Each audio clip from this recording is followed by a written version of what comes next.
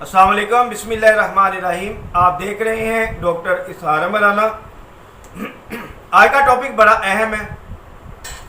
माशरे के अंदर जिल्द के ऊपर गिल्टियों का हो जाना, लाइपोमास का हो जाना, इवन के मलिग्नेंट का हो जाना, चर्बी की गिल्टियों का हो जाना, ये इंतहाई आम बात हो चुकी है। पाकिस्तान के अंदर से और बैरून मुल्क से हमें बेशुमार कॉल्स मौसूल होती हैं कि जिनको गिल्टियों का मसला है।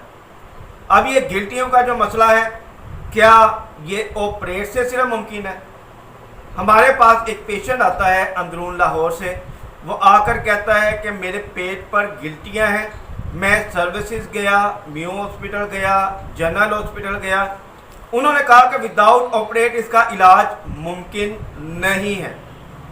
अल्लाह की तौफीक से 3 माह वो इलाज करवाता है। इलाज करवाने के बाद उसके पेट की गिल्टियाँ बिल्कुल ख़त्म हो जाती हैं।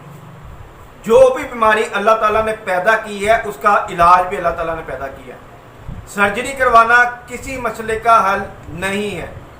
इससे क्या नुकसान आता है? पैसे का ज़िया है, तकलीफ बर्दाश्त करते हैं, टाइम देते हैं, उसके बाद आपका जो जिस्मानी नुकसान होता है, कट लगने की वजह से वेंस वगैरह वहाँ से कट जाती हैं, स्किन आपकी कमज़ोर हो जाती है। ये सारे मामला होते हैं। आप अपने इलाज के लिए नेचुरल ऑफ क्योर होम्योपैथिक तरीका इलाज की तरफ आएँ। इसका बेहतरीन इलाज होम्योपैथिक में मौजूद है, जिससे जिस्म के ऊपर जो गिल्टियाँ हैं वो ख़त्म हो जाती हैं। गिल्टियाँ ख़त्म करने के लिए इलाज ज़रूरी है। इलाज होगा तो गिल्टियाँ इंशाल्लाह ख़त्म होंगी।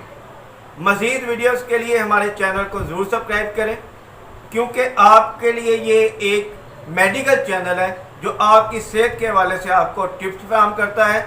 किसी भी मेडिकल ट्रीटमेंट में आपको रहनुमाई फराहम करता है कि रहनुमाई क्या है, आप इलाज कैसे करवा सकते हैं, इसके मेडिकल टेस्ट क्या होते हैं, इसका ट्रीटमेंट कैसे होता है। ये तमाम चीज़ें इस चैनल में बताई जाती हैं। लिहाजा जहाँ पर आप एंटरटेनमेंट चैनल आप सब्सक्राइब करते हैं, वहाँ पर ये चैनल आपको उस वक्त मदद देते हैं जब खुदा न खास्ता आपकी फैमिली के अंदर, अजीज़ो अकारब के अंदर कोई भी मसला पैदा होता है। चैनल को ज़रूर सब्सक्राइब कीजिएगा। डॉक्टर इसहार मौलाना को इजाज़त दें। अपनी सेहत का ख्याल रखिएगा, हमें दुआ में याद रखिएगा। डॉक्टर इसहार मौलाना। अस्सलाम वालेकुम रहमतुल्लाह।